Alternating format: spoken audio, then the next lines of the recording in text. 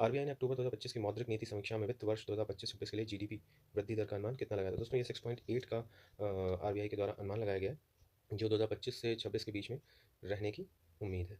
Reserve bank ने अक्टूबर की बैठक में मौजूद घरेलू मांग और विनिर्माण क्षेत्र में तेजी को दिखाते हुए चालू वित्त वर्ष के लिए जीडीपी वृद्धि का अनुमान बढ़ाकर 6.8 कर दिया है और महंगाई जो इन्फ्लेशन है उसका लक्ष्य को 2.6% पर स्थिर रखा है। ठीक है, तो ये चीज़ ध्यान रखिएगा कि जो जीडीपी का वृद्धि अनुमान दर है वो 6.8% है। ठीक है, अक्टूबर 2025 में भारत के किस पड़ोसी देश में एक अंतरिम सरकार का विस्तार किया गया और नई मंत्रियों ने शपथ ली? बांग्लादेश, नेपाल, श्रीलंका, मालदीव। ध्यान रखिए दोस्तों, बंगाल में भी एक नई अंतरिम सरकार हुई है, नेपाल में भी हुई है। तो फिलहाल अक्टूबर 2025 की बात कर रहा है तो ये नेपाल है, क्योंकि नेपाल में पहले वहाँ पर गृह युद्ध छिड़ गया था। ठीक है, जेंजी का कार्यक्रम आपने सुना होगा, वहीं से स्टार्ट हुआ था।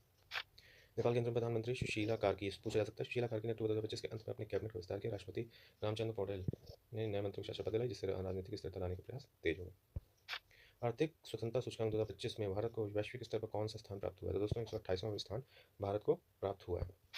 अक्टूबर 2025 में जारी रिपोर्ट के अनुसार भारत 128वें स्थान पर रहा। यह सूचकांक किसी देश में व्यापार करने की आज़ादी के बारे में होता है, जो कि अभी भी हमारे अकॉर्डिंग अगर देखा जाए तो बहुत हम लोग पीछे हैं, कि यहाँ पे व्यापार करना और देशों की अपेक्षा थोड़ा सा ट्रिपल है, तभी हम 128वें पायदान पर सरकारी हस्तक्षेप और संपत्ति के अधिकारों के आधार पर तय किया जाता है। ठीक है, संयुक्त राष्ट्र दिवस यानी यूनाइटेड नेशन डे 2025 की थीम क्या थी? सतत विकास की एकता, शांति, एकता और वैश्विक साझेदारियों को बढ़ावा देना, बेहतर भविष्य के लिए तकनीक, मानवता की रक्षा करना। शांति, एकता और वैश्विक साझेदारियों को बढ़ावा देना, ये यूनाइटेड नेशन डे 2025 की थीम रखी गई थी। ठीक है, 24 अक्टूबर 2025 को संयुक्त राष्ट्र की 80वीं वर्षगांठ मनाई गई। इस वर्ष की theme promoting peace, unity and global partnership थी, जो वैश्विक संघर्षों के समय में शांति की आवश्यकता पर जोर देती है।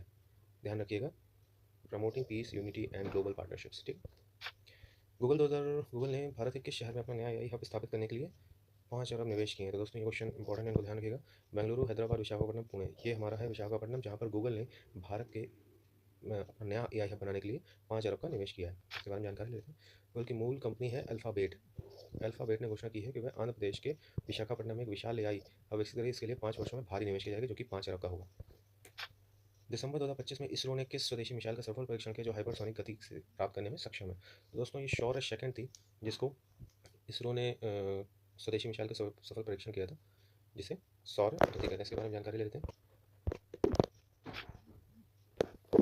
दिसंबर 2025 में रक्षा अनुसंधान और विकास संगठन यानी डीआरडीओ इसरो ने मिलकर सौरश सेकंड मिसाइल का सफल परीक्षण किया। यह एक हाइपरसोनिक मिसाइल है दोस्तों। ठीक है, जो ध्वनि की गति से 6 गुना तेज यानी 6 मैक चलने में सक्षम है, जिससे भारत की रक्षा क्षमता में भारी वृद्धि होने की संभावना है। क्योंकि आप ये जानते हैं, यदि कोई देश अगर अपनी उन्नत तकनीक विस्तार कर रहा है तो और भी देश उससे व्यापार करने के लिए आगे आएंगे।